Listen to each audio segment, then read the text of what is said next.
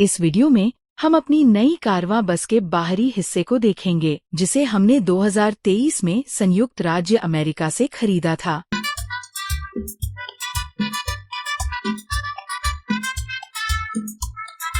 सभी को नमस्कार। मुझे उम्मीद है कि आप सभी ने हमारा पिछला वीडियो देखा होगा। आपकी शानदार टिप्पणियों और निरंतर समर्थन के लिए बहुत बहुत धन्यवाद।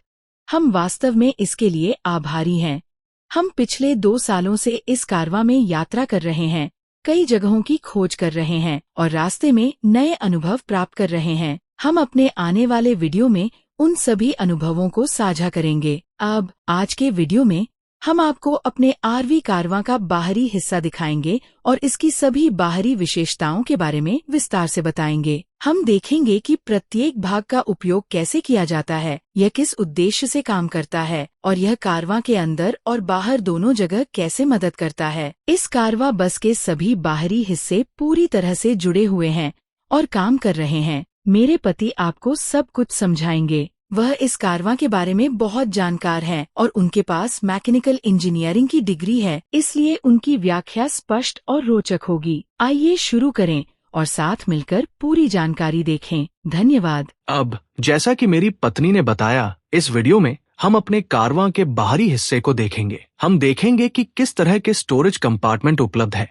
और कौन कौन से कनेक्शन दिए गए हैं। हम सब कुछ विस्तार से समझाएंगे। ये कारवां एक क्लास ए मोटर होम है। आइए इसके बारे में विस्तार से बात करते हैं और ये भी समझते हैं कि संयुक्त राज्य अमेरिका में कारवां का वर्गीकरण कैसे किया जाता है। अमेरिका में कारवां को आमतौर पर 2 मुख्य प्रकारों में विभाजित किया जाता है, मोटर होम और ट्रेलर। मोटर होम एक कारवां होता है जिसमें एक इंजन लगा होता है।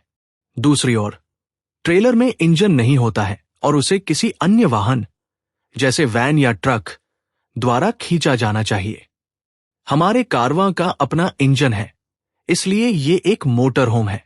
अब मोटर होम को आगे 3 श्रेणियों में विभाजित किया गया है, क्लास ए, क्लास बी और क्लास सी।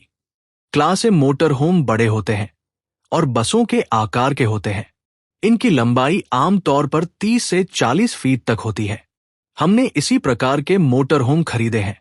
ये विशाल और शानदार होते हैं, लेकिन वाहन जितना लंबा होता है, पार्क जैसे कुछ क्षेत्रों में इसे चलाना उतना ही कठिन होता है। कई पार्क की सड़कें गांव की सड़कों की तरह संकरी होती हैं, इसलिए यदि वाहन बहुत लंबा है तो मोड़ना मुश्किल हो सकता है। इसलिए एक कारवां की लंबाई चुनना महत्वपूर्ण है जो आपकी यात्रा की जरूरतों और गंतव्यों के अनुकूल हो। क्लास बी मोटर होम छोटे होते हैं, टेम्पो ट्रैवलर या फोर्स ट्रैवलर वैन के समान जो हम अपने शहरों में देखते हैं। सब कुछ वैन के अंदर बनाया गया है, जिससे ये कॉम्पैक्ट और संभालना आसान है। क्लास सी मोटर होम मध्यम आकार के होते हैं। आप उनकी तुलना महिंद्रा टूरिस्ट एक्सेल जैसी किसी चीज से कर सकते हैं। उनका इंजन आगे होता है और बॉडी उस चेसिस के ऊपर बनी होती है। ये क्लास ए से छोटा है लेकिन क्लास बी से बड़ा है। अब आइए हमारे कारवां के बाहरी हिस्से पर एक नजर डालते हैं। सबसे पहले इंजन से शुरुआत करते हैं। ये एक बड़ा इंजन है, बिल्कुल बस जैसा। एक Godzilla 8 cylinder 7.5 litre engine. Side में आप इंडिकेटर लाइट और साइड कैमरा देख सकते हैं। विंडशील्ड के ऊपर एक फ्रंट कैमरा भी है। आप सोच रहे होंगे कि हमें फ्रंट कैमरे की क्या जरूरत है। ऐसा इसलिए है क्योंकि इस बस के आगे लगभग 7 से 8 फुट का ब्लाइंड स्पॉट है। जब हम अंदर बैठे होते हैं तो हम उस दायरे में कुछ भी नहीं देख सकते। अगर कोई व्यक्ति या चीज बस के ठीक सामने है तो वो ड्राइवर को दिखाई नहीं देती। इसलिए फ्रंट कैमरा हमें गाड़ी के ठीक सामने क्या है ये देखने में मदद करता है, खासकर जब कोई अचानक क्रॉस करता है या बीच में कट मारता है। इसके बाद हमारे पास साइड व्यू कैमरे हैं, दोनों तरफ एक, जो मोड़ते या लेन बदलते समय मदद करते हैं। अब स्टोरेज कंपार्टमेंट की बात करें तो इस कारवां में दोनों तरफ कई बड़े स्टोरेज यूनिट हैं।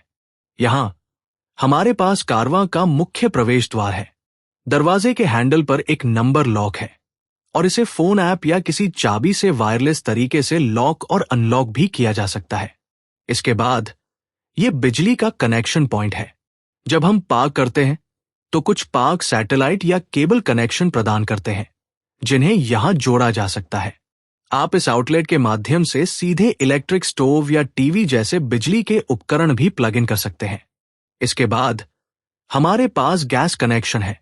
मुख्य प्रोपेन टैंक पीछे की ओर स्थित है।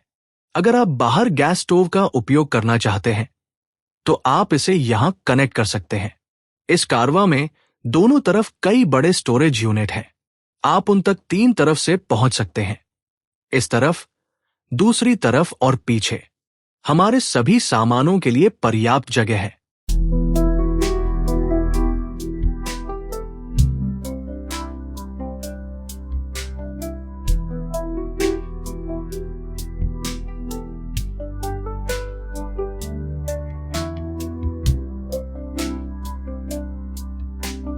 यहां पीछे की ओर बैकअप कैमरा है और उसके ठीक नीचे रियर स्टोरेज क्षेत्र है।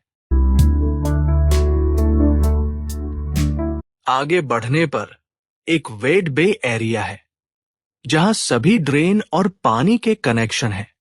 यहां अपशिष्ट जल के लिए ड्रेन होस कनेक्शन है। इसके बगल में मीठे पानी का टैंक भरा हुआ है जिसमें 50 गैलन पानी आता है। आपको यहां शहर का पानी का कनेक्शन भी मिलेगा। इससे आप ऑनबोर्ड टैंक का इस्तेमाल करने के बजाय सीधे पानी की आपूर्ति से जुड़ सकते हैं।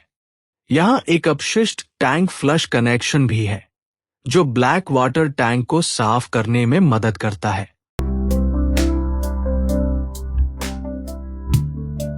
ये हीटर कारवां के अंदर गर्म करने के लिए इस्तेमाल किया जाता है। ये वाटर हीटर गैस और बिजली दोनों पर चलता है। ये कारवां के अंदर इस्तेमाल के लिए पानी गर्म करता है।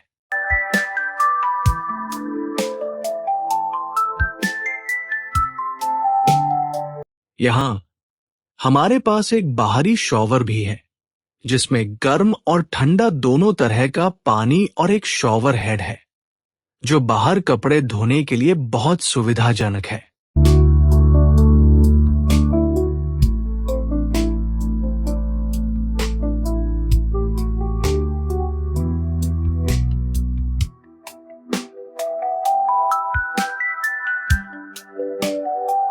इसके बाद जनरेटर है। यह कारवां के इंजन में इस्तेमाल होने वाले पेट्रोल से चलता है। यह जनरेटर पूरे आरवी को बिजली दे सकता है और जब हम किसी बाहरी बिजली स्रोत से जुड़े नहीं होते हैं तब भी बिजली प्रदान करता है।